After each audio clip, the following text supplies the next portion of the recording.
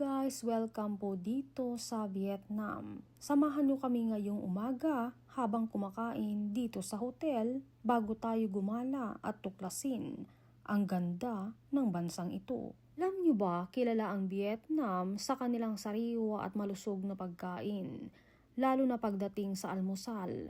Karaniwan dito ang mga pagkain tulad ng pho, isang mainit na sabaw na may noodles, herbs at karne na talagang nagbibigay ng kaginhawaan at enerhiya sa umaga. Mayroon din silang banh mi, isang malutong na tinapay na may iba't ibang palaman tulad ng karne, gulay at minsan ay pagkaing dagat. Kung pag-uusapan naman ay ang mga pagkaing dagat, grabe, talagang nakakatakam dahil ang Vietnam ay may mahabang baybayin.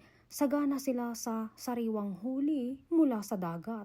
Isa sa mga pinakakilala dito ay ang lobster o ulang na kadalasang iniihaw o niluluto sa garlic butter. Simple pero sobrang sarap. Hindi rin mawawala ang iba't ibang shellfish tulad ng tahong, talaba at alimango na sariwang-sariwa at puno ng natural na alat ng dagat. Kaya naman, bago tayo mag-explore, mapasyudad man o nature trips, importanteng kumain muna ng maayos. Kahit gaano ka pa ka-busy o ka-excited, huwag kalimutang mag-almusal.